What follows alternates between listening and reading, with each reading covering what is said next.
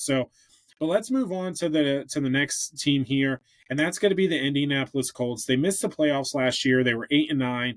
And Anthony Richardson had a very up and down season. We had the whole tap out game where he, pulled himself out of the game on third down when it was a Mustang, and they say that it was because, or he stated that it was because he was tired. So not really too sure. He was then benched then soon after that. He did come back and play and finish off the season. Fun fact, fan poll, 56% of fans in Indianapolis want Anthony Richardson to start. They do have Daniel Jones, though, now competing for the starting gig. And with Shane Steichen, I think Daniel Jones should actually flourish. I mean, look at Daniel Jones.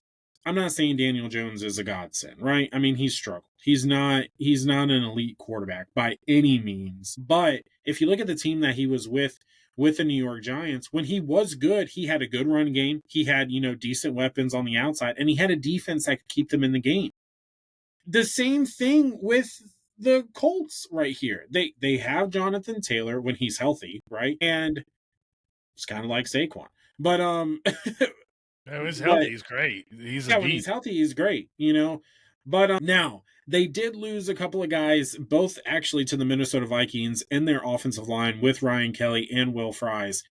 Definitely, that sucks, right? I mean, those two guys were really good. Someone that they did bring in that added to the defensive back room, though, is Charvarius Ward. I actually really like this guy. They ended up, I think they were ranked to like 20 or something like that against the pass last year. So it can definitely help them in that. But the biggest question here, Carlos, is it going to be Anthony Richardson or is it going to be Daniel Jones at the beginning of the year? So there's 56 Indianapolis fans that are dumb.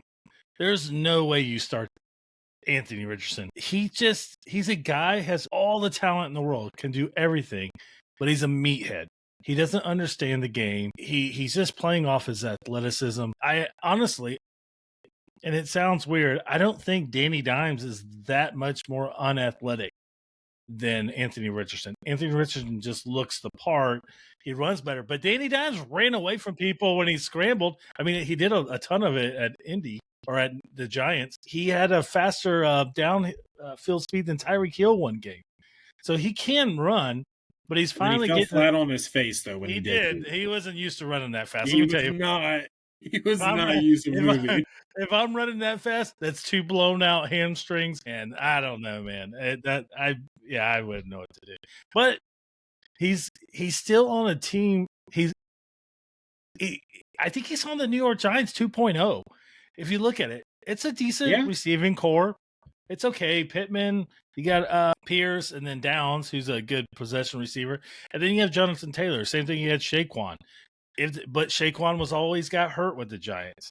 So that's JT again. So he's got the O-line took a big hit. So he's kind of back in the same situation.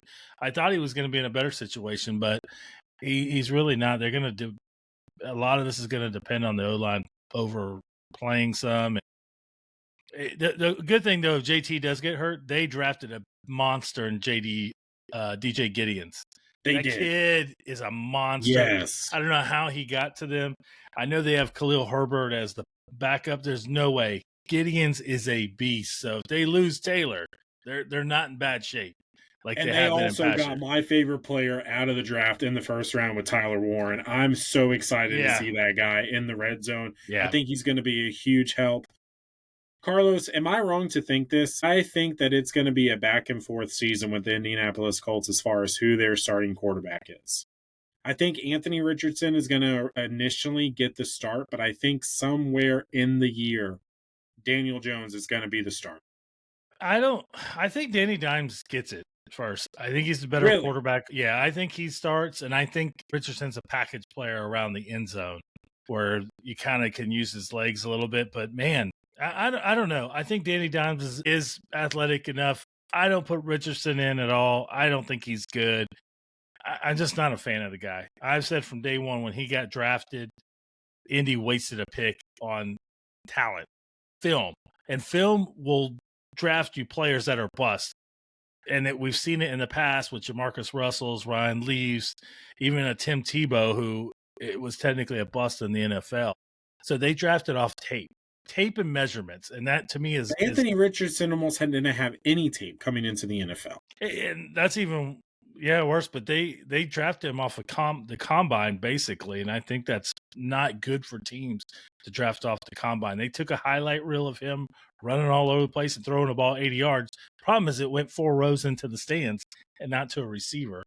And then he shows up at the combine and just murders numbers. He just didn't. Maybe they didn't do enough film study on him on important things and seeing that he can't make NFL throws like the 15-yard out, even some comebacks. Like he mentally just doesn't have a feel for the game. And for a quarterback, for me, that is number one. You got to know how to play football and understand what defenses are doing. And all the great quarterbacks have it. And I've even said it, and this is going to probably draw some criticism. Lamar Jackson's on that list for me. I said Lamar will not win a Super Bowl because he's not in that range. Lamar's two-time NFL MVP, though. He is. That's great if you fan base wants to celebrate MVPs, but they want wins. They want championships. That's the goal, at least one. Yeah, but I think that because he's NFL MVP, I think that he's proven himself to be an elite quarterback in the NFL. He is. He's an elite. I just don't think but he has gotten better. He is throwing the ball better. I think the game is starting to slow down for him in the passing game. The running game, it's always been slow. People just seem to be very slow next to him. But with Anthony Richardson, there's none of that. Like he doesn't have a good feel for the game and mentally and weirdly, I think worst case scenario is that Anthony Richardson starts and they bounce back and forth. I don't think it's good for either quarterback. I think they should go specialty plays around the end zone where they could some read option or even some old option or something and use him at the around the inside the 5-yard line. But yeah, but like you said, I am very excited to see Tyler Warren. This guy is throwing a change that he's another offensive lineman. So he is 100%. They can run outside with him, and then he's gonna catch footballs, man. They've got to figure out how to use him in a way that gets Pittman and Pierce more footballs down the field. So I'm sure they are. It can't be that hard to do this. Just hey, Warren, just kind of run up the field and turn around.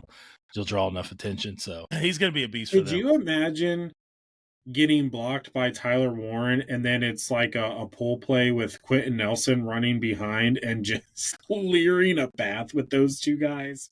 I mean, that's just awesome. Jonathan Taylor, bar any injuries, right, should have a very good year, I think. He should.